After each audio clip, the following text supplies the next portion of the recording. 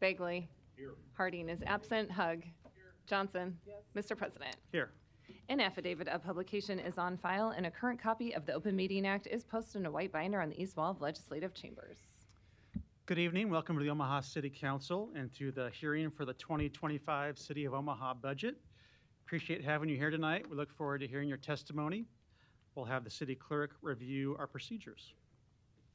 All right, thank you. You must sign up to speak. Forms are available on the table outside of chambers or the city clerk's desk. Please submit completed forms to city clerk staff. The council president will call you to the podium.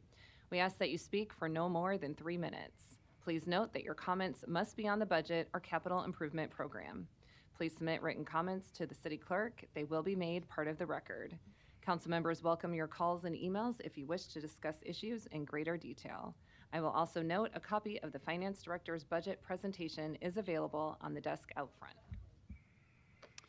Thank you. As the city clerk noted, we aren't going to do the light system tonight. We're going to be rather informal, but we do ask that you try to keep your remarks limited to 3 or 4 minutes so that we can get everybody heard and everybody enough time to address the issues they want to address tonight. After this public hearing, the budget process will continue. Council members will consider your input and we'll continue to review the recommended budget. We're scheduled to vote on the budget on Tuesday, September 10th at 2.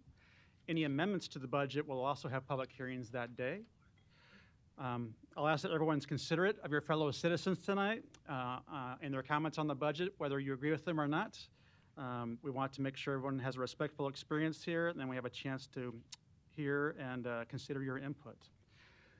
We'll now start with the first speakers tonight that have signed in, and we'll do them in the order they have signed in. And so our first speaker is Doug Kagan. Please come to the podium.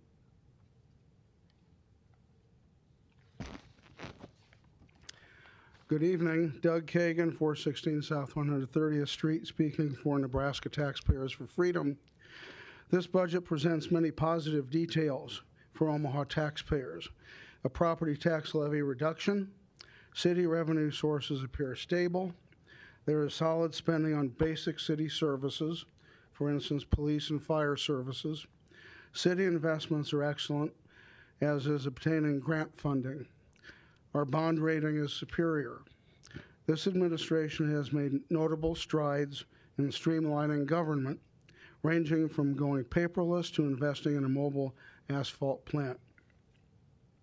However, it's important to remember that state tax and spending changes loom on the horizon.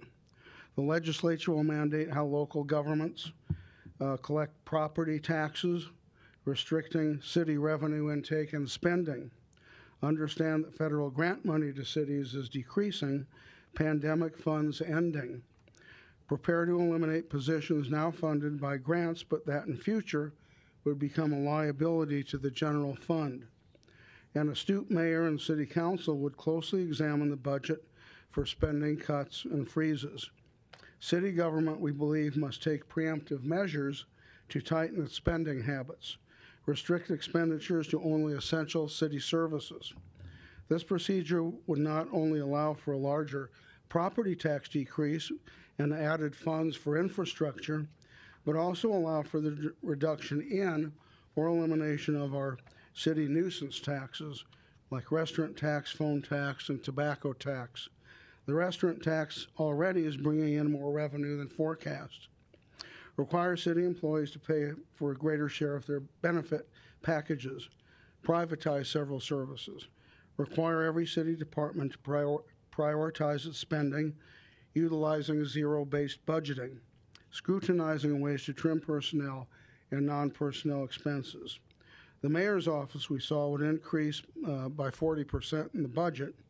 Mayor Stothert, having asserted that the city is not overspending, should set an example by dismissing from her staff an unneeded DE&I, czar, homeless coordinator, and outreach liaison. Finally, we want to commend Mr. Curtis and his finance department for assembling a very understandable budget. Thank you. Thank you. Our next speaker is Kelly Craner. Is Kelly here? Come on down, please. Good evening. My name is Kelly Craner. I'm with the Set Me Free Project. I'm the Chief Operating Officer. Our mission is to stop human trafficking before it starts by providing prevention education to all ages. We began almost 10 years ago because there was a gap in services in counter human trafficking in Nebraska. We filled that need and continue to fill that need. We do that by helping youth recognize their intrinsic value. And what sets us apart is we activate critical thinking skills in a bold, fun, and interactive way. We train school personnel so that they can deliver curricula regarding healthy relationships and social media safety to students from kindergarten through college age, with our human trafficking curriculum being introduced in middle school. We are currently in Omaha Public Schools. We also educate the community as a whole because prevention has to be a community response. Omaha is a hotspot, and yes, in the places we think about, but also in the places that we don't. What may surprise you is human trafficking is not like the movie Taken with white vans and kidnapping. Actually, by force is less than 6% in human trafficking cases. What happens most frequently in the Midwest, and certainly right here in Omaha, is relationship building and familial trafficking. And we know that less than 2% of victims of trafficking are recovered and restored, which is why prevention is crucial. If we can prevent our youth, your kids, your grandkids from being trafficked initially, we see a reduction financially in medical, rescue, and restorative needs. The Homeless Youth Services Coordinator for Department of Human Services from Minnesota stated, "We find that prevention of adolescent sex trading is the best interest of taxpayers. It results in a return on investment of approximately $34 for every dollar spent." We know the same is absolutely true for the city of Omaha. When you fund the Set Me Free project, your dollars are going directly to prevent the trauma and pain from youth in Omaha and to stop trafficking before it starts. What if you could be part of the solution? Thank you for your time and consideration tonight. Thank you, Kelly. And can you provide your address for the record, too? I forgot to ask you that up front. Yes, it's 3606 North 156th Street. Good. Thank you. Thank you. The next speaker is Ken Kanger.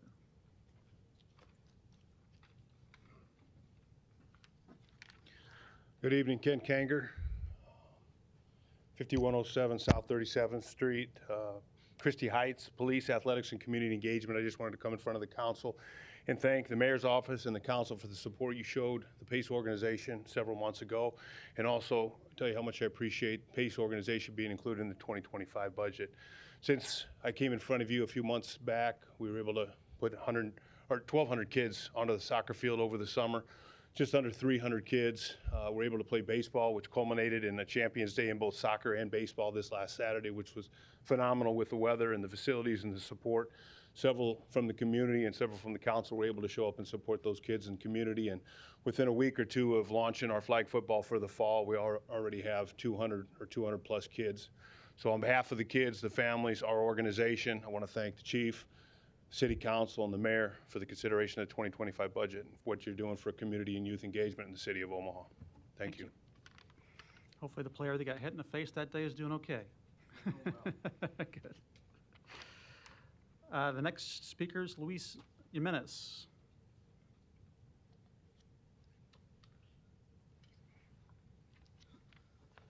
Luis Jimenez, 2709 Dewey Avenue.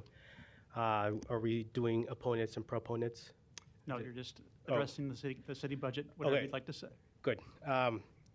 So I know there's some good stuff on here, like support for the firefighters, and then investment in technologies throughout the various departments. So that's a plus. Two things that stand out to me is the community service programs line item.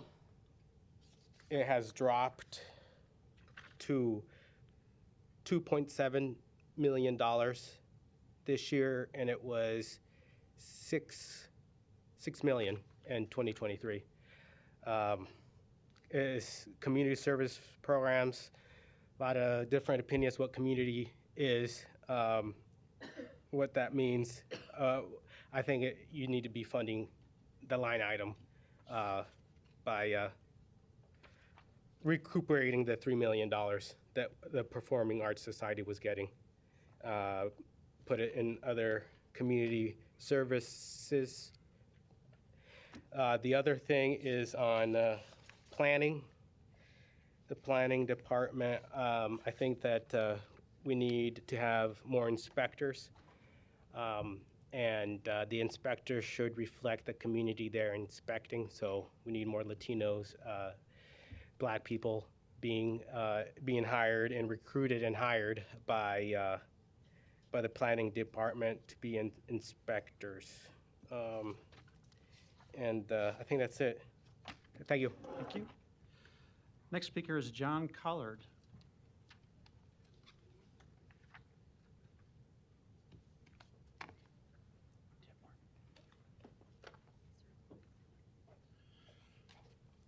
Hello, John Collard, 17522 Madison Street. I'm representing Ideologics Insights. The questions about the budget and questions about what's going on with people's attitudes towards it and everything can be handled digitally today. And we've introduced a software called Poll the Vote that does that. And allows constituents and elected officials to communicate with each other, just more than just beyond polling and but newsletters and ways and text messages and things like that. We launched Ideologics Insights a year ago. Actually, ironically, today is our first day we're actually live with our software. And we are an Omaha-based data analytics company.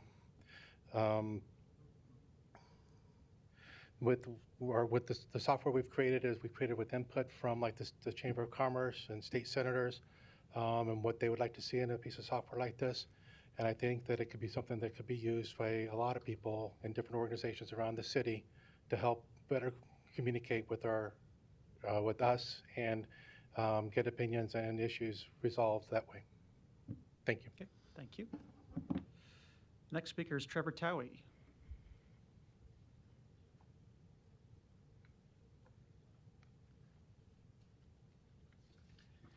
Thank you, Mr. President, members of the council. I'm Trevor Towie. I'm the president of Omaha Professional Firefighters, Local 385, 6005 Grover Street. I know I had to mark on their opponent or proponent. I'm really not either one. Quite honestly, when I look at the budget, I see a lot of good things in there. I see signs that are indicative of a growing city, a thriving city, a city that's pretty financially stable. But when I dig down into the department that affects my members, the fire department budget, that's where I have some concerns. And the concerns are that despite all that growth, despite our population increase, despite our call volume, there's in this budget $0 to increase staffing. There's $0 to put more firefighters on the streets, $0 to put more fire trucks able to respond to emergencies. And I was here earlier, and I listened to the fire chief's presentation, and I appreciate her willingness and her desire to grow the department. I think that's a good thing. I appreciate her willingness to look outside the box, apply for grants that can help us with those funding efforts. And she did indicate that if we are not successful again in getting that grant, that we would evaluate the budget and see if we could put something in service. I respect that.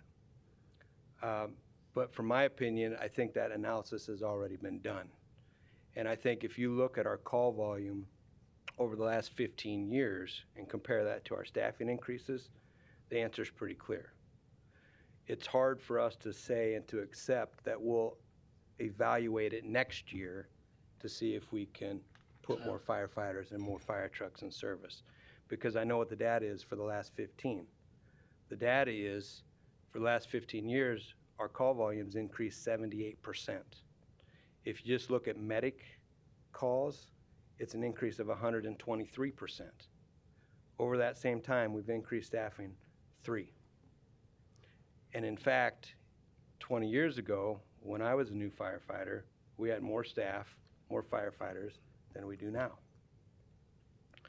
So that's already been tried. In 2022, the city's own information said that we were going to put Engine 2 back in service to address the additional call volume downtown that keeps growing. That didn't happen. It's not in there today, and it's not in this budget for 2025. And I know it's hard to see the effects from the public, but I can assure you it is catching up with us. If you ask the firefighters that are working every day, they'll tell you they're seeing the effects of it now. It's not uncommon for fire crews to make 20 runs in a shift. That's just not sustainable, and it's not healthy. Which brings me to my last concern. It's healthcare screenings to be exact. Last year, with the assistance of the city and a federal grant, and you guys approved it, I thank you very much for that, we were able to offer comprehensive healthcare screenings to every single firefighter on the job. That was a voluntary program, but 90% of our firefighters took advantage of the program.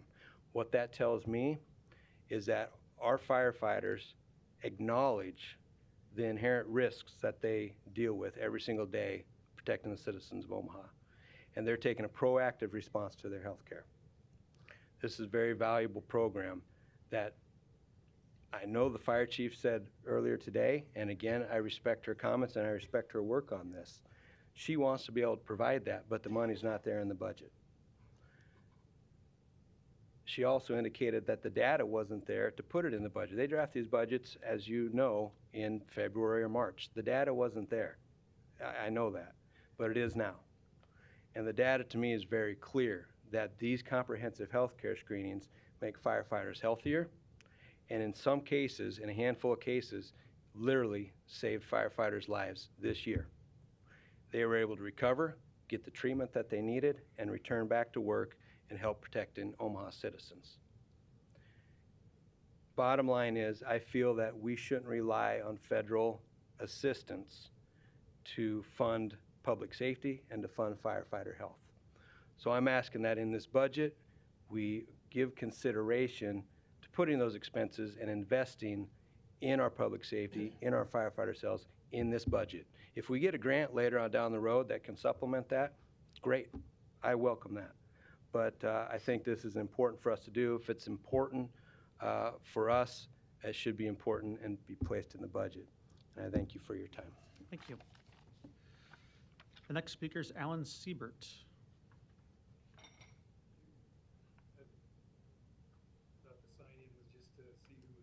Okay, don't intend to speak? All right, no problem, thank you. The next speaker is Gab Rima.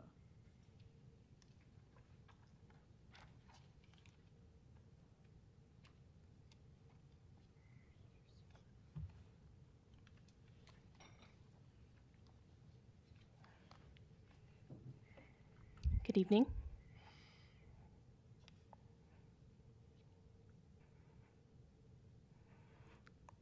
Hi, my name is Gab Rima.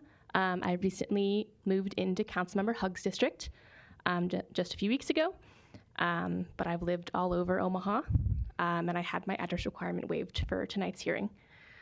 I have quite a few opinions about the proposed budget and the proposed CIP. One thing is that I'm really excited about the new proposed first draft of that climate action plan. I totally understand that it's not finalized, it's not finished, but I also know that we know some of the things that are going to happen regardless with that plan. And I would love to see more of that reflected in the CIP and in the budget. For example, we know that we're going to be asked to expand our bike infrastructure, our public transit, our pedestrian safety, expanding our urban canopy by planting street trees, and expanding our programs around recycling and waste management. One place I think we can start is with that bike infrastructure. The Harney Street Market to Midtown protected bike lane is still the only protected bike lane in the city. I would love to see an expansion of that infrastructure by having connector routes that connect to that same protected bike lane that are also protected. One such route I see a great opportunity for would be 20th Street, especially between Leavenworth and Dodge. Along that same 20th Street corridor, it would connect right to that bike lane, and it would also be a great place to help kids get to school safely. 20th Street downtown is home to OPS's Liberty Elementary School, as well as the Omaha Children's Museum, the Downtown YMCA, the Omaha Children's Rose Theater, and Central High School. So that's like really our children's and families corridor downtown, and I think seeing a protected bike lane that connects to that Harney Street bike lane would be a great spot for that. Additionally, as I said, I would love to see projects like this prioritized, even if it's not this particular project, but expanding that safe bike infrastructure. I know I personally feel really nervous biking on the streets of Omaha outside of that protected bike lane, just because traffic can be so hectic to be a part of as a cyclist. So definitely working on expanding that bike infrastructure in other ways that we can move towards being less dependent on cars and single solo gas vehicle travel in general. Thank you for your time tonight. Thank you. The next speaker is Stephen Dickerson.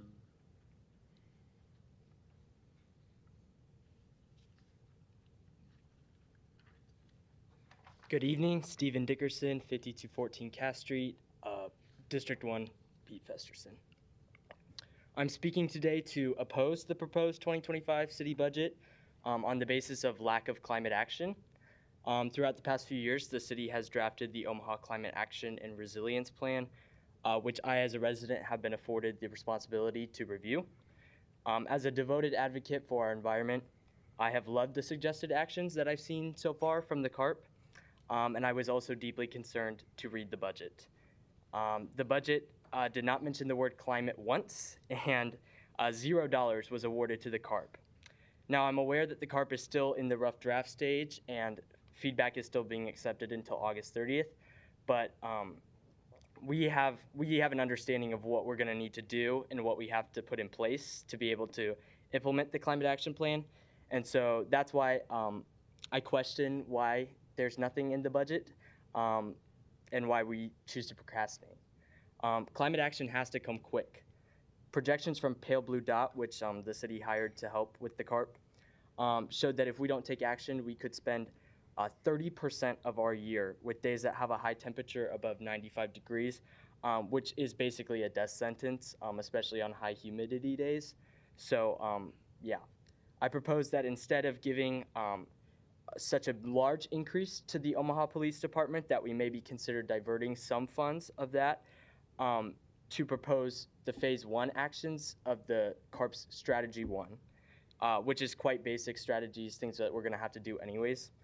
Strategy 1.1 establishes the CARP implementation team, which would get the ball rolling on funding estimates and collaboration between city offices and the mayor's office.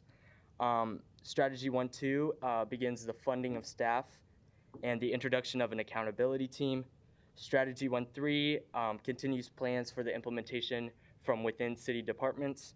And Strategy 1.4 studies what changes would need to be made to city ordinances and policies so that the CARP can be successfully implemented. And then Strategy 1.5 relates more to staffing and community outreach. All of these actions would have to be done before we can start any real policy implementation of the CARP. So it's basically the structure, the foundation of it. And so I think that we're not doing enough by waiting when we could just do them now. And I know that it's not finalized yet or anything, but I think we should seriously consider starting those things when we have our futures at stake. I ask you to give serious consideration to this because climate action is just too important to completely ignore, especially when you have so many young people being told that, oh, are you planning to stay in Omaha or are you not? And oftentimes elected officials are always looking for ways to keep us here.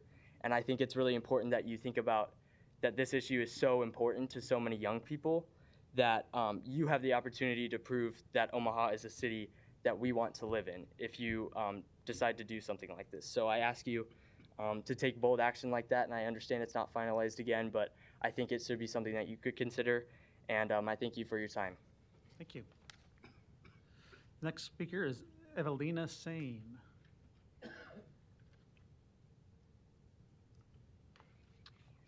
Hopefully I said that correctly. Yes. Good evening, City Council members. My name is Evelina Sane, and I reside at 109 South 51st Avenue. I am the Executive Director of Students for Sustainability, and I was appointed by the Mayor to be a co-author on the Omaha City Climate Action Plan this year, so I aided in the development of that. I'm speaking today on behalf of my organization, Students for Sustainability, to acknowledge the preferential allocation of the 2025 city budget, which excludes mention of the Omaha Climate Action Plan and any of the associated initiatives. While the EPA has been pivotal in procuring advance grants for our city, it is essential that sustainability is integrated into the city budget to ensure long-term perpetual development. This plan is not just a mechanism of appeasement. It is an ambitious, yet pragmatic, and wholly necessary framework that our city must adhere to uphold our humanitarian obligation, promoting systematic change and global welfare through our leadership as the 39th largest city. This plan remains an ambiguous, superficial document full of fantastical commitments if not supported by adequate funding. The construction and maintenance of resilient infrastructure, reliable waste management, and employment of financial instruments such as consumer incentives are examples of actions that will not only mitigate the impacts of climate change within our city, but increase public health, enhance livability, protect communities, and generate economic growth. According to an analysis by Pale Blue Dot, the organization heading the formulation of the Omaha CAP, on average, every $1 invested in climate action returns $4 in economic benefits. That is a 400% ROI. The International City Management Association, ICMA, further commentates on the cruciality of local planning. Quote, local governments must begin thinking at larger scales of impact and leverage their existing capabilities in areas where they have direct influence, such as municipal budgeting, land use planning, energy procurement, and infrastructure design. Successful deployment requires cooperation in city halls between sustainability, procurement, budget, and community development officers alongside private sector partners that can enhance financial design and construction capabilities. Pale Blue Dot has already drafted a comprehensive plan to accomplish the design component the ICMA refers to. Now the liability falls upon our city officials to organize municipal budget allocation towards these initiatives, a long overdue action. In 2022, Lincoln substantially increased their CIP funding to urban development in union with the 2021 Lincoln Climate Action Plan. Cincinnati, Ohio, a city with a budget of just $4 million under ours, is home to the largest municipally established solar array in the country. The minimization of cost escalation in the contract allows for reliable budget prognostication, and savings at the end of the contract approach $2 million. The installation of over 300,000 solar panels at the farm creates a number of co-benefits, including clean, renewable electrical power for all of the city's facilities, reduction of almost 160,000 metric tons of CO2, and creation of 160 union jobs, according to the ICMA. However, similar city expenditures expand beyond renewable energy. Pittsburgh's journey of vehicle electrification is a leading example of cross-department collaboration, policy development, and budget integration. In Bellingham, Washington, the city has dedicated millions to enhanced public transit services and waterfront cleanups. The recognition of environmental urgency is proliferating. It seems that segments of Nebraska are just late to the game. My desire to remain in Nebraska for my post-secondary education has been stifled by a combination of legislative reluctance and belated advancement in sustainable progression. I plan to pursue environmental law, a career field that will not prosper in a region where environmentalism is inherently politically opposed. It's not a polarized issue. It truly is a nonpartisan initiative that we all can come to work on, as it affects everyone. These impacts are ubiquitous. The brain drain within our state can arguably be attributed to a disregard for this type of adaptive policy. So on behalf of Students for Sustainability and the broader network of youth in our city, I urge you to include aspects of the Omaha Climate Action Plan in the 2025 city budget. Thank you. Thank you. The next speaker is Mark Brannon.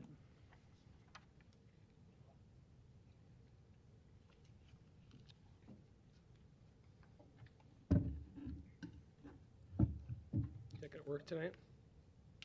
Sorry? Is that going to work tonight? Yes, I think it does, but it doesn't. Mark Brannon, 6915 Evans Street, 68104.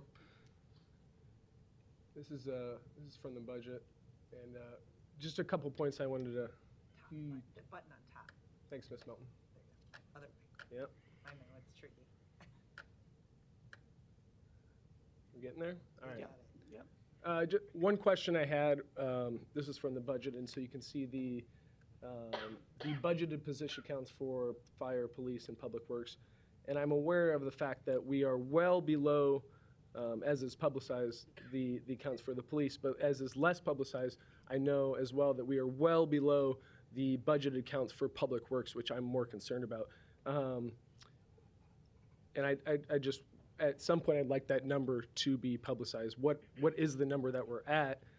Because we know the number that we're budgeted at, and we all know that the problems we're facing with our public works department, despite the fact that every staff member, top to bottom, works as hard as they can. So that's not their problem. It's a budget problem where we need to, if we have it budgeted, it should be budgeted. And so everybody, I think, around the city who has trees out in front of their house right now feels that pain. And so I need to know the discrepancy between what the budgeted number for this year is and where we stand. And I think the citizens demand to know that. This, oh, sorry, something I wrote down. Somebody reminded me of the rental registry. So discussing the planning department, I did a cursory study of my neighborhood. I live in the Benson neighborhood. And what I found was that less than 50% of the rental properties are registered currently within the city of Omaha. How do I know that? It's pretty simple. You can go through DOTComm.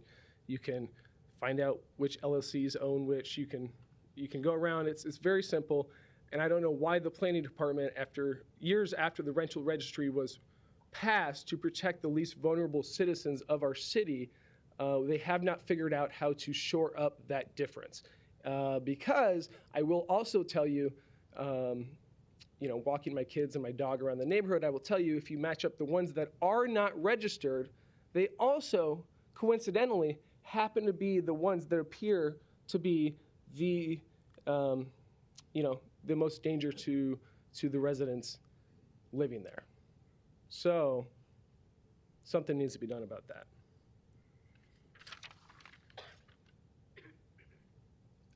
Something that sparked a few weeks ago, Mr. Festerson made a brilliant point.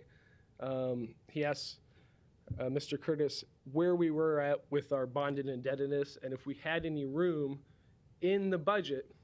And if you can see here, down here, the total amount of general obligation indebtedness outstanding at any time, which shall include bonds issued but shall not include bonds authorized until they are issued, shall not exceed 3.5% of the total actual value of taxable real and personal property in the city. So that's our limit.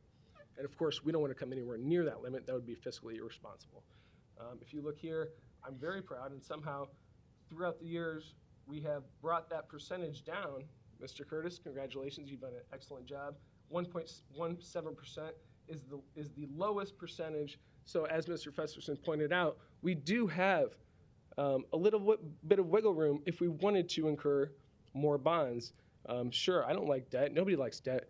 But if it's something that's a pressing problem within the city, perhaps those bonds are necessary. What's the most pressing issue within our city? Affordable housing. And so those community housing bonds that you mentioned, I researched, it's a brilliant idea, and I don't know why we're not going after that. We have the capabilities, even though this is the lowest here, I don't somehow know the math per capita. Maybe we need to get more people. We're not growing as well as we should have, but per capita it's the highest in that range, which somehow Mr. Curtis is excellent at math to make that work out. One thing I also wanted to mention on that matter is that I was a little concerned about is, as far as, is it magic math or do I not understand it? But on the bottom here, revenue bond indebtedness, general obligation notes, and lease purchase bond agreements are not chargeable against the general obligation debt margin. So of course, any lease purchase bonds don't count towards this percentage. And I think we all know that, or people in this room know that a lot of the purchases recently and purchases coming up are going to be charged to lease purchase bonds. The $52 million in for the parking garages. So we're all aware of that, and so I just want to make sure that we're not, because if you do look at the percentage of the appropriations, the debt is right for the past few years. It is rising. We're up to like, what is it, 30-some%. So that I'd like to know more about lease purchase bonds and the risk of those long term. Finally, I do appreciate the work of everyone on the city council, especially in the city clerk's office. But I think there's a misconception around Omaha within the media and within, amongst fellow citizens that this is not a full-time position.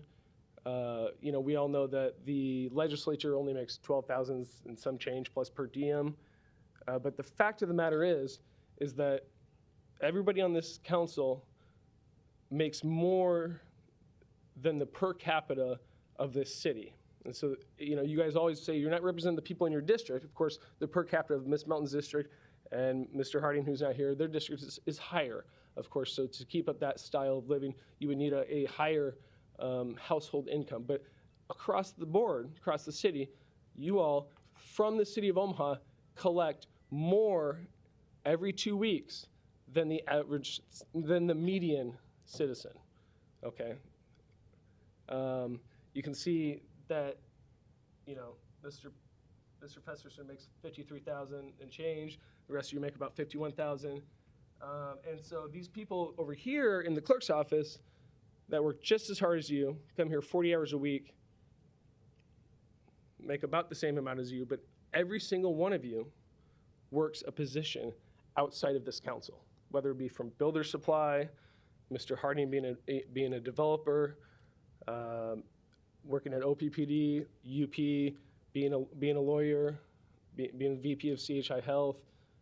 You're an entrepreneur, Mr. Hogg. I forget what else you do. But the point is, the citizens deserve better, because not only do you receive that wage, this is right here, you guys also receive benefits, right? Full-time benefits of the city of Omaha. And so there was a conception that, with the code of conduct, that maybe you guys are different from other city employees, but you guys receive the same pension, the same insurance, and all the like. And so I think the citizens deserve to know that, and I'm not blaming you because that's just the way it's been, but I believe things need to change. Appreciate your time tonight. No. The next speaker is Marissa Basillo.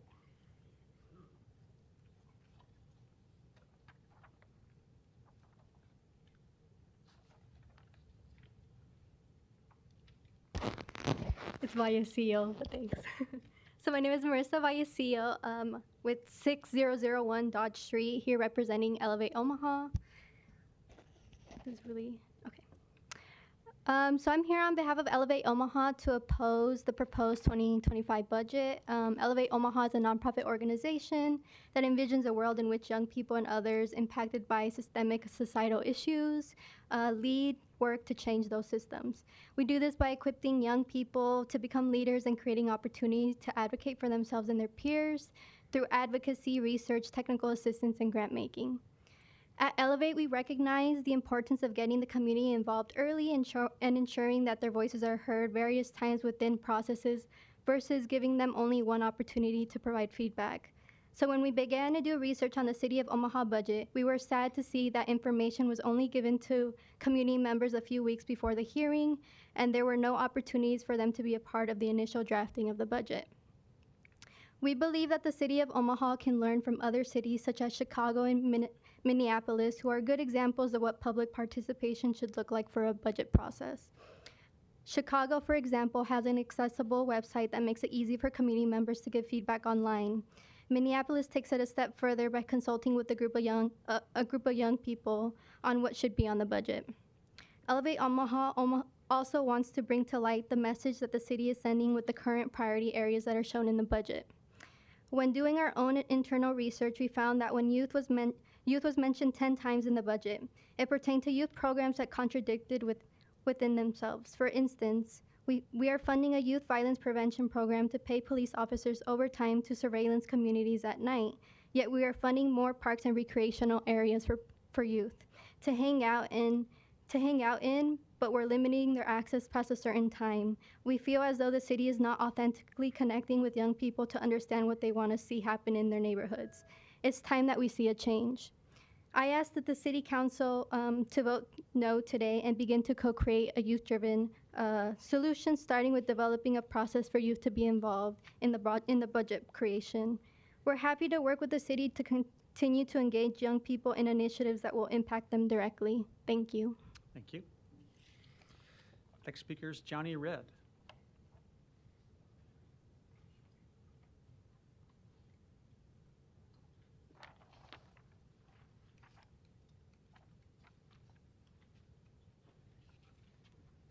Either of these mics work? Yes. Okay, cool. Good evening, councilors. My name is Johnny Red, and I have waived the requirement to state my address, although I live in District 3, and I'm a constituent of Councilman Begley. My mouth is really dry tonight, so I'll try not to make popping noises into the mic. I am a co-founder of the grassroots civic engagement project Strongly Worded Letters Omaha as well. I'm testifying tonight in opposition to this proposed budget for 2025. I'm not a budget expert or an accountant, just a regular citizen with concerns and ideas, so bear with me as I do my best to discuss my ideas. First, I ask that the city allocate funding to an initiative to increase visibility and engagement on the budget process itself. Year after year, with help from peers in this very room, I've had to do my best to dig through a 500-page document and understand the charts and appendices. My, art school degree did not prepare me for that. I'll also note that the beginning of the budget document states cooperation, teamwork, and responsiveness as shared goals for the budget. I'd push you to make more concrete steps towards those goals. I do my best as a community advocate to educate peer-to-peer, but a robust town hall event or digital engagement campaign could do wonders for the participation barriers that we see here. Often it feels as if our input is not wanted. Second, I'd like to state that I appreciate and believe in many of the community programs currently funded through the city, especially the ones geared toward youth, but I would be remiss if I didn't also state that no program is more impactful on a child's positive outcome than having a safe and stable housing situation. I have heard from city employees and formerly homeless friends alike that housing and homeless services are not being funded adequately. I will note that in the budget, I observe that this is being funded through various nonprofits and grants, but I would ask you to commit yourselves to more, as homeless people and housing insecure people are part of our community and deserve these resources. Next, we all want fun things to do in our city, like attending sporting events, but I find it difficult to stomach $2 million a year for a stadium when overburdened nonprofits and shelter services are being asked to make do with limited beds and supplies. I also would like to point out that almost half of our general fund is dedicated to the Omaha Police Department, and no other department besides fire even comes close to that large of a slice of the pie. I believe our budget should be more representational of the community it is funding. When I look at our city and at my friends and family, I see social workers, nurses, baristas, teachers, bus drivers, librarians, and more. The current slices of the pie need to reflect the priorities of all Omaha residents, not just the ones in charge, and those who often contribute to the erosion of trust we have in our government. I ask that you commit more funds to Mentor Nebraska, Homeless Day Services, Healthy Housing, Community Alliance, Omaha for Us, Collective for Youth, and the North Omaha Neighborhood Alliance, as well as tenant rental assistance and emergency shelters. I also commend Council President Festerson for introducing amendments in the past supportive of the Harney Street bike lane, and I ask that we secure permanent funding for it in the CIP, as well as more infrastructure to connect the bikeway to other parts of the city. Thank you for your time. Thank you. The next speaker is Margot Juarez.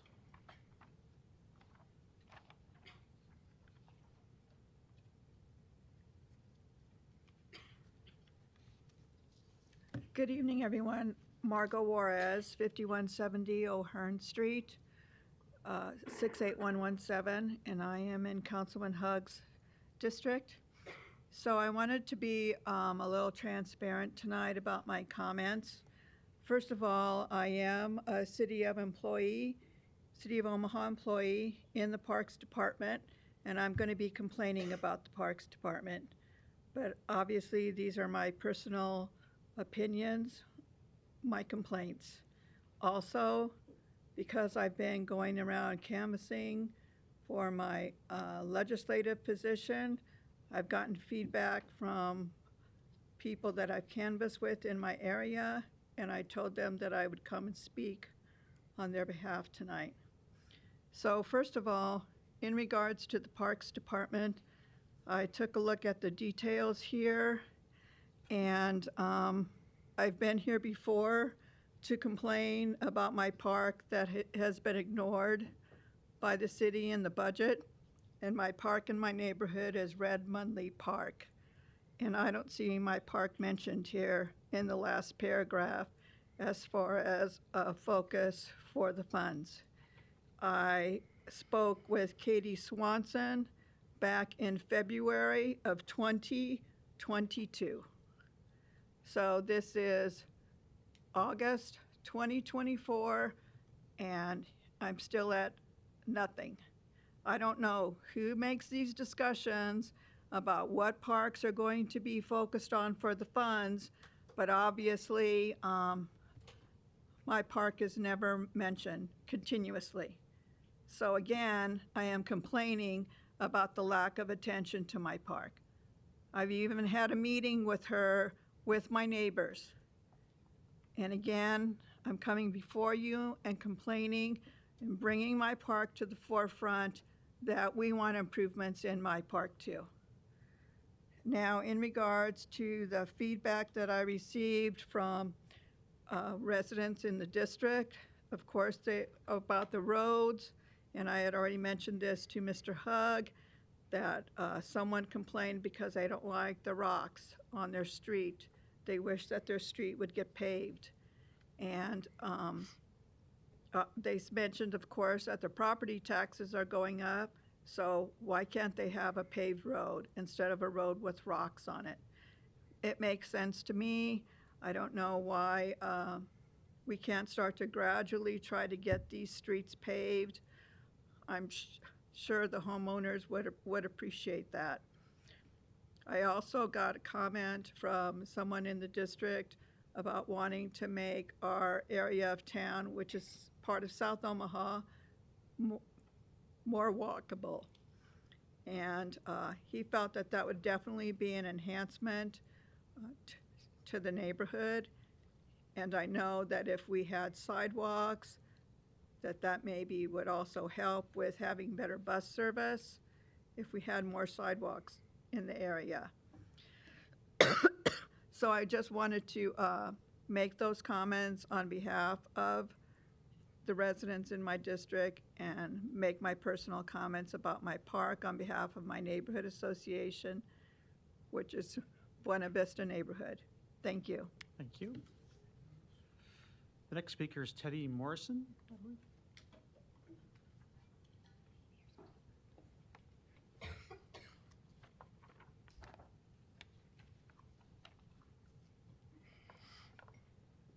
Hi, Teddy Morrison, 3524 Hawthorne Avenue. I'm in Ms. Johnson's district. First, I recognize that you didn't write this budget, but I do want to acknowledge that it opens with calling a word in another language Indian legend, which just isn't true. It's Omaha comes from the Omaha Punkin language, and though the translation is correct, it's actually a translation and not some vague legend from make-believe people. These are real people who speak this language and live in the city. So moving on from that, I also want to acknowledge what somebody said earlier about insufficient fire staffing, particularly for their medics and their EMTs. A 3% increase in staff coupled with 123% increase in call volume is just unacceptable. They're doing 23 calls a shift. And I don't know about you, but I don't want the paramedic who comes to my house when I have an accident to be tired. I want them to be ready to give me the care that I need, the care that my family and my neighbors deserve. Then I wanted finally to speak to the disproportionate police budget. I recognize that the budget is a reflection of our values, a reflection of what we want from our city, and 40% of our budget means that we want reduction in crime.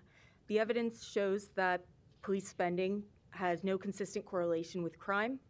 There was a meta study out of Toronto from the Canadian Public Policy Institute that showed that.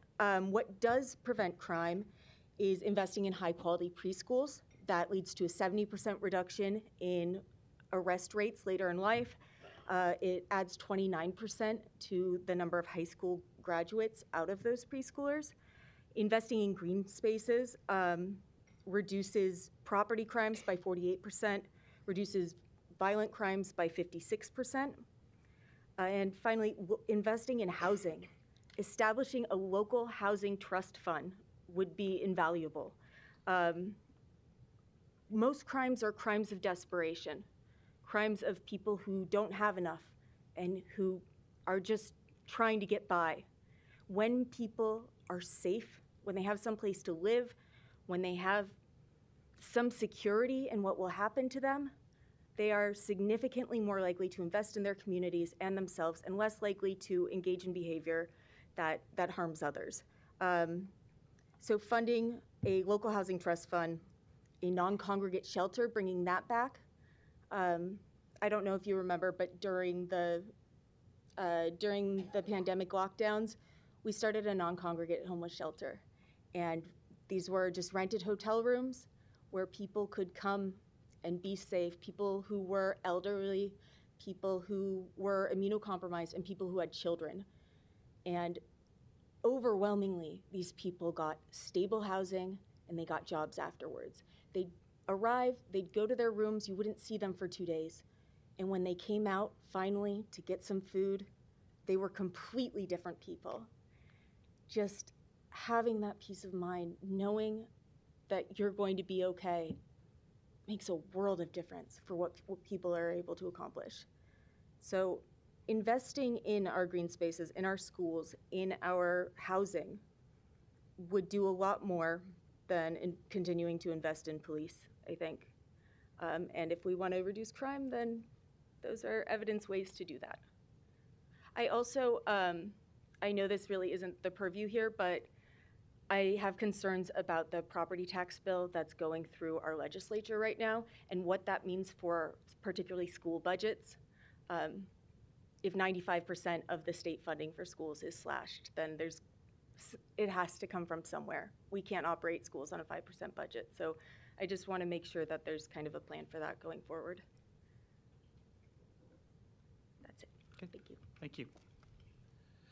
The next speaker is Peyton Zyla.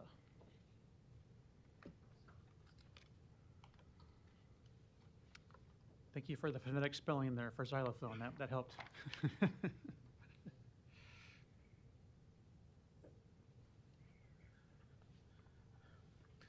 Good evening, councilors. My name is Peyton Zyla, and I'm here today to represent Clarice Dombeck's campaign for Regional Metropolitan Transit Authority. I reside at 4362 Seward Street in District 2. I am here today as an opponent of the proposed 2025 city budget. We oppose this budget because it fails to adequately fund the critical initiatives necessary to meet the goals outlined in Omaha's Climate Action and Resilience Plan and Vision Zero commitment. These are not just lofty ambitions. They are essential frameworks for ensuring that Omaha remains a vibrant, sustainable, and safe city for all of its residents. Firstly, the Omaha Climate Action and Resilience Plan sets a goal to increase public transit ridership from 1.3% to 5% by 2035. However, the proposed budget does not reflect a serious commitment to this target. Public transit is the backbone of a sustainable and equitable city, and without sufficient investment, we cannot achieve the necessary improvements in reliability, frequency, and safety that will make Metro a viable option and a viable and attractive option for more Omaha residents. The current state of our transit system is a significant barrier to increasing ridership. Without dedicated funds for improving and expanding Metro services, we will fail to make the necessary enhancements that encourage residents to choose public transit over personal vehicles. Investing in Metro means ensuring that existing routes are more efficient and reliable, reducing wait times and improving service frequency. Additionally, we must create new routes and extend current ones to underserved areas of our city, making public transit a practical and convenient option for more people. A robust public transit system is not just an environmental or economic concern, it is a matter of social equity. Many of our residents, particularly those in marginalized communities, rely on public transit for their daily needs. whether it's commuting to work, attending school, or accessing essential services. By underfunding Metro, we are perpetuating a system of inequity that limits opportunities for these individuals and exacerbates social and economic disparities in our city. Moreover, the current budget does not adequately address our Vision Zero commitment to eliminate traffic fatalities and serious injuries. The lack of investment in pedestrian and cyclist infrastructure is a glaring oversight. If we are serious about Vision Zero, we must commit more funds to projects that ensure our streets are safe for all users, not just drivers. This includes building more protected bike lanes, crucial for cyclist safety, and improving pedestrian crossings with better lighting, pedestrian-activated signals, and clearly marked crosswalks. The urgency of these investments is underscored by the alarming disparities in traffic-related fatalities in Omaha. Black and Native American residents, who together only make up 13% of the city's population, account for a disproportionate 25% share of traffic-related fatalities. These statistics showcase a critical need for better quality infrastructure in underserved parts of Omaha, where safer streets are not just a matter of convenience, but of life and death. Without the necessary funding, we will fail not only our Vision Zero goals, but also our most vulnerable residents.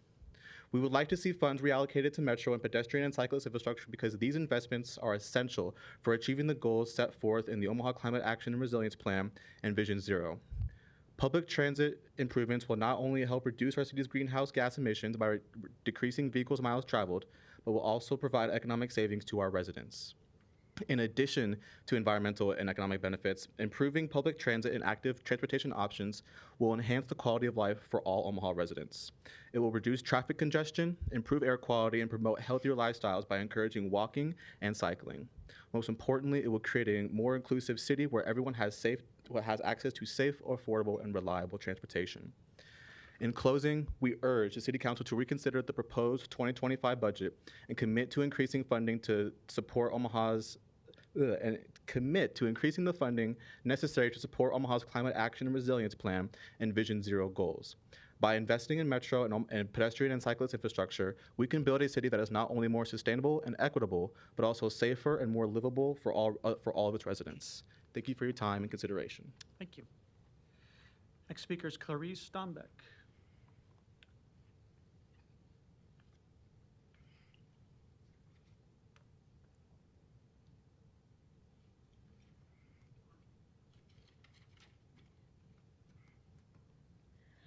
Hi, good evening, everyone. My name is Clarice Dombeck, and I reside at 901 Farnham Street. I'm here today representing the Redress Movement. We are a nonprofit organization dedicating to redressing racial segregation in countries and cities throughout the United States and here in Omaha. So in 2022, the City of Omaha put forth its Housing Action and Affordability Plan, which has the goal of developing 18,000 affordable housing units by 2030. Since then, there has only been 300 affordable housing units developed in the city. And in order to reach that goal of 18,000 affordable housing units, funds need to be redirected to the City of Omaha Development and Preservation Fund.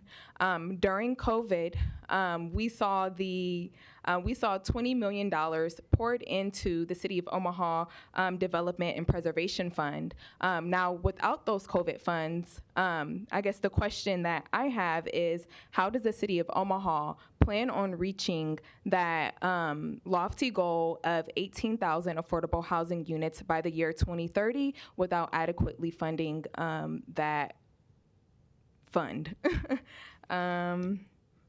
Yeah, that's all I have. Thank you. Thank you. The next speaker is Skylar Sotov.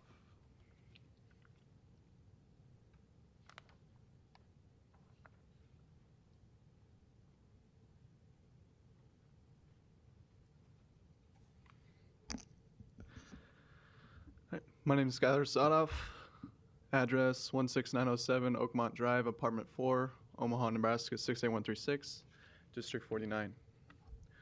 I'm speaking today to oppose the budget because I have worked for almost 5 years in spaces with underserved communities, almost a year with the homeless population, and almost 4 years with the incarcerated population.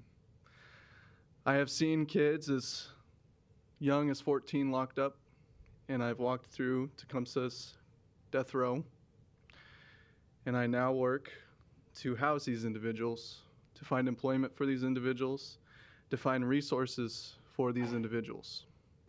As I look at this pie graph for the Omaha's plan, I do not think this measly 0.3% is enough to address the human rights issues these individuals face. And I would implore and encourage the City of Omaha to consider funding more of our nonprofits and to consider more initiatives for human rights for these populations. Thanks. Thank you. The next speaker is Deshaun Cunningham.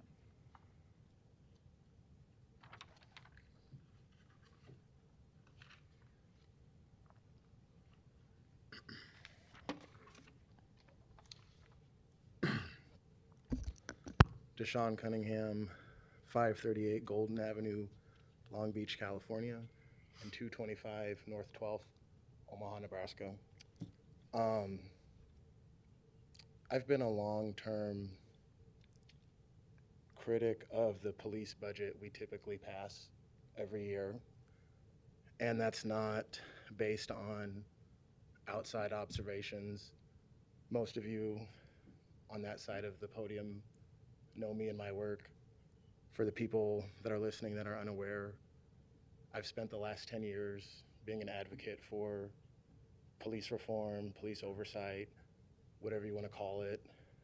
I actually have had numerous meetings, still to this day, with Chief Schmaderer, going back 11 years, about how policing should operate. And definitely at this point in time, the perception of policing has changed.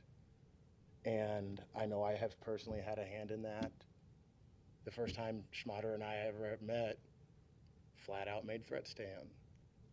That's how far we've come in our personal working relationship to be able to properly critique the police department from an outside perspective, but while also offering workable solutions. 11 years ago when we first met, one of our main goals was homicide clearance rates. They were abysmal at 36%. The national average at the time was around 60. I believe it's around 58% at this point. 2023, last year, Omaha for the first time had 100% homicide clearance rate. So that's based on a lot of work from the department itself, but a lot of people in the communities as well. You can't simply expect to overfund the department, and as someone said earlier, spending doesn't correlate with results. And in fact, this has been one of Stothard's long-term pledges. Every year she campaigns more policing. She talks about having that gold standard number of policing, around 1,000 officers for a city our size. Right now, the last I knew, it was around 800. So it looks like it's gone down below 800 officers that we have. So in that same time, when we've been losing officers, we've actually increased efficiency in the department, particularly when it comes to homicide clearance. With department measures and community measures in place, we've both effectively reduced gun crime by 50% in this city. So it begs the question, I often feel policing is made a political hot potato on both sides, but we need to have a rational thought process on this of what works and what doesn't work. So if we're able to still provide adequate service with around 800 officers when we're told that we're lacking, we really need to look at that budget and evaluate, do the numbers add up? Most of us run businesses. We wouldn't overspend on something that didn't make sense when we have increased efficiency with lower numbers. I think we can all understand that, and that should be applied to the methodology of OPD with the budget as well. Another thing I would have, a critique on is, Stothard had said in a recent interview, we can't expect the crime trends to continue down. Omaha is actually a smashing success story. As many of you know, we've had people coming in positions similar to yourselves, mayors, council members, nonprofit heads, to come and study how Omaha has made these advances where other cities are struggling. So we are actually ahead of the curve. So one thing that I think we can even get further ahead on, a practical thing in the budget, 50 new police cruisers. From my meetings with Schmaderer, one of the things we've talked extensively about is increasing the mental health officers that operate in the UPB and go out on the streets and respond to calls. So last I knew, it costs about $150,000 a year to have one of those officers on the department. So if we're talking about adding or spending $2.2 million on new cruisers, that could essentially get 15 new mental health officers on the street, which I think would be a much bigger benefit for the people of Omaha.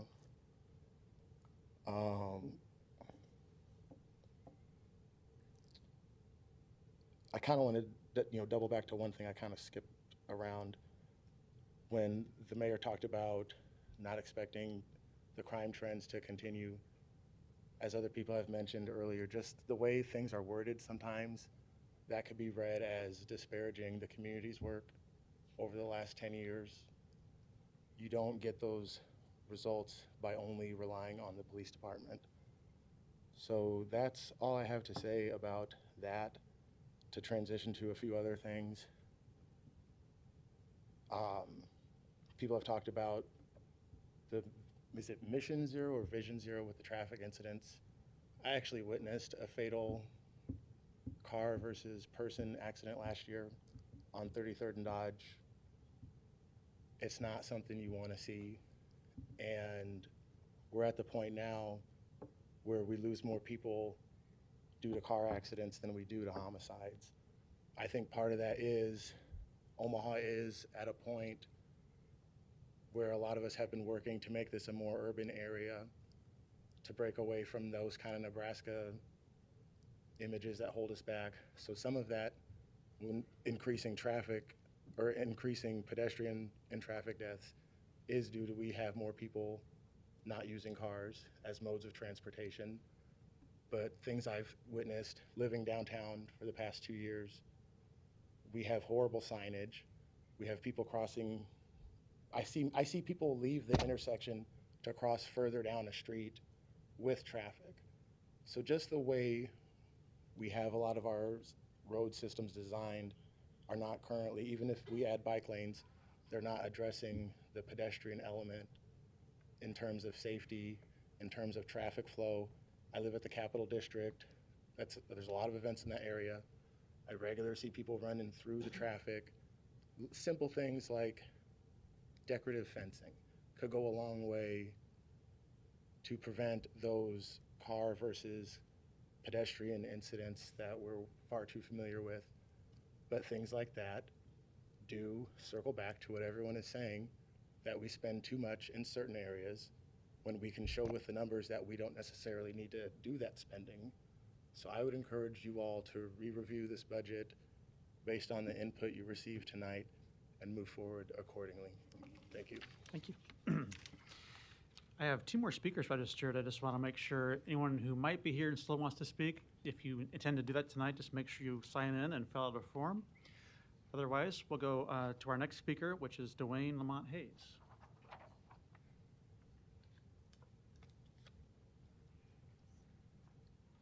It's Dewan Lamont Hayes. 4362 Seward Street, Omaha, Nebraska, Dewan Lamont Hayes. I would like to use the overhead.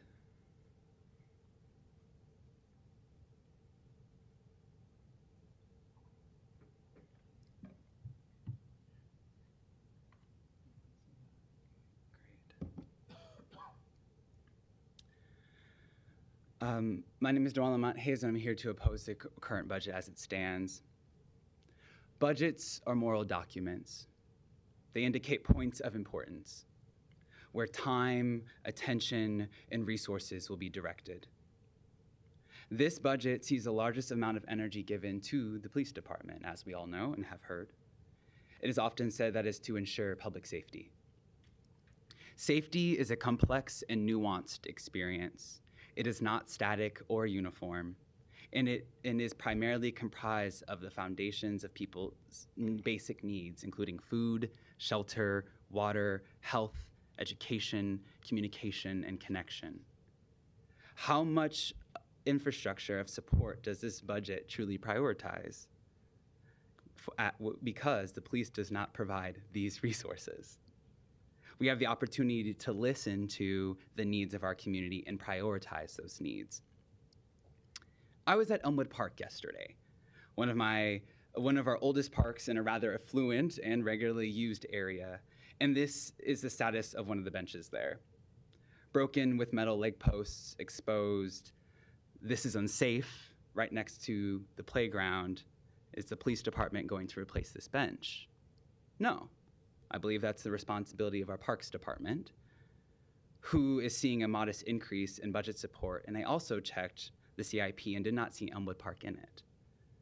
This is just one of several parks that were named throughout this budget hearing today and throughout the city. My friend also needed to use the restroom, but there was only a porta potty available. Our parks ought to have public restrooms. One might bring up that the houseless population using and abusing them. Then we should hire park attendants to monitor and care for our public spaces and put resources into housing people instead of displacing them. We just saw one of the largest power outages in our city's history. Our power infrastructure is old and vulnerable. Where in the budget is the money for weatherization and energy distribution? Where are we working with OPPD on battery storage and renewable energy generation? We lost thousands of trees that are all now being turned to mulch. The canopy of our city has significantly diminished, which will increase the surface heat temperature and reduce air quality. Where in the budget are new trees and plants to replenish our ecosystem? Here I've pointed out many needs, amongst just a handful amongst many. And presently, we only have one opportunity to express our needs, wants, and desires. Why not plan for a participatory budgeting process that engages citizens in the process before now? There is little to no communication from City Hall about the budget or any other business. Most of it is conducted on Facebook. And if one were to check the comments and actually read what citizens are saying, they aren't asking for a streetcar or a new arena. They're asking for their basic needs and experience of the city to be improved and met. City planning recently begun work around updating our comprehensive plan, which has not been updated in over 30 years, and it sure looks and acts like it. It's called We Make Omaha. We, us, we make Omaha. We pay for Omaha. We are Omaha. So listen to and prioritize our needs now. We have a climate action and resilience plan. We have an active mobility plan that identifies corridors and areas that need pedestrian and bike infrastructure. We're working on our comprehensive plan. We're doing all the lip service to gather the feedback. Now it's time that our budget truly prioritize, put time, energy, and resources in enacting and uplifting those plans. Thank you. Those concludes my statements. Thank you. The last speaker I have tonight is Luke Schroer.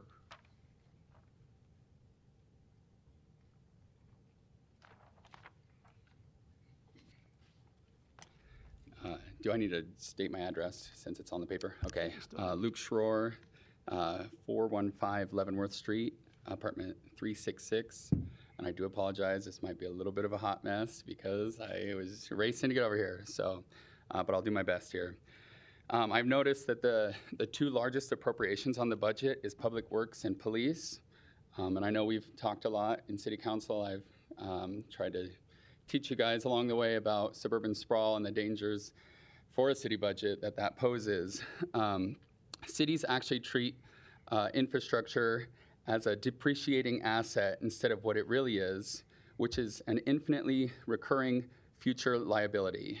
specifically roads and things like that. You build a road, it is not an asset. You cannot sell it, you cannot pick it up and move it, you cannot give it to another community, and you cannot write it off. You can't get a write-off for it.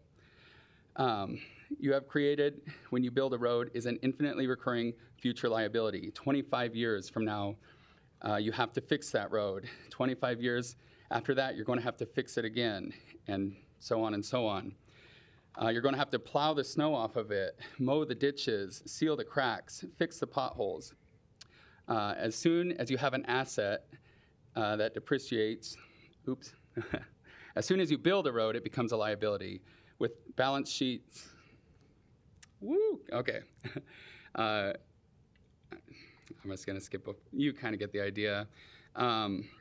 You're on the hook for an infinite amount of maintenance.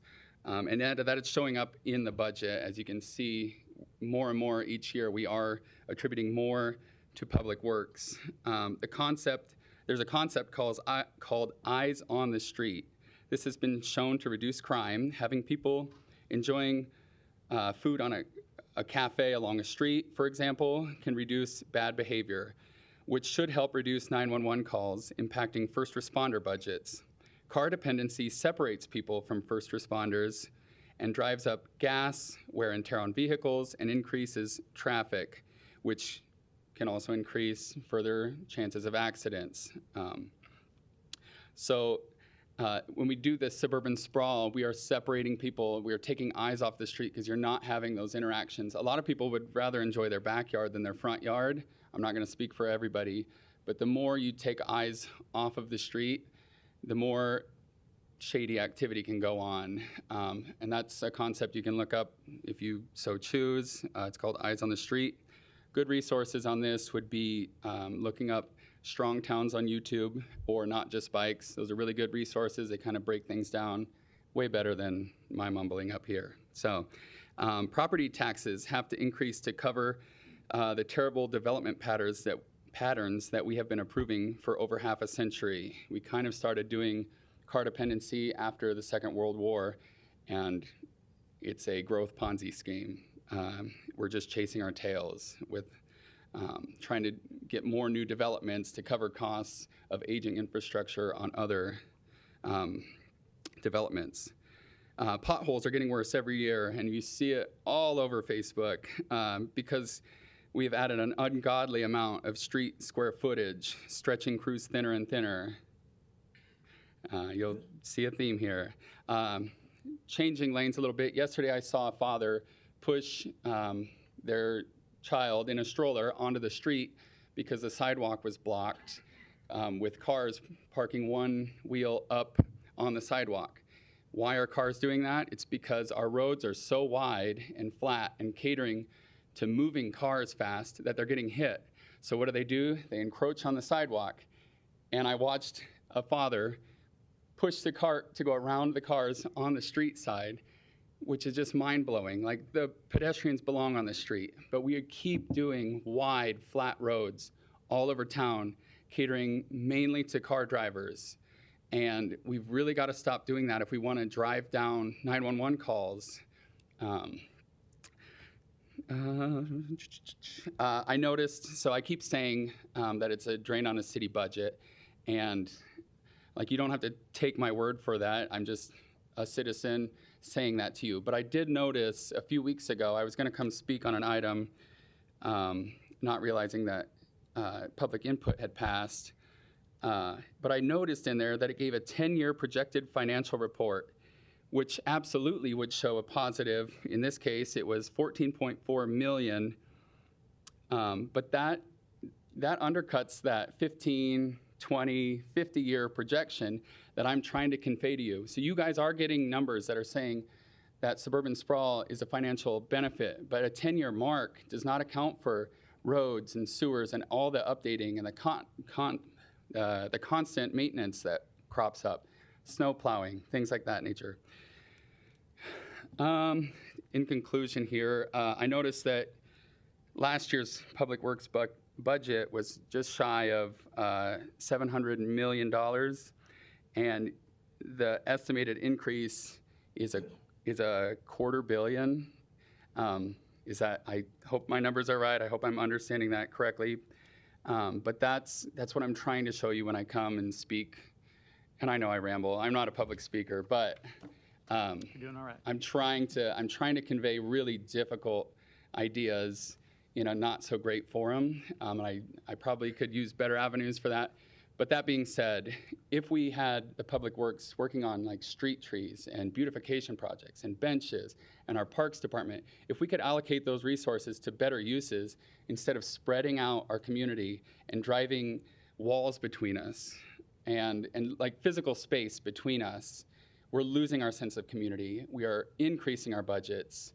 And I would like to see more effort put forward to our action, or our climate action resilience and our Vision Zero. And I think that goes hand in hand with smarter zoning and approving of developments. So rambling over, thank you. I do oppose it as it's currently written for reference everything I said before. So thank you. Okay. Thank you. That was our last speaker. I do want to thank everyone for coming tonight and participating and offering your thoughts and comments to us.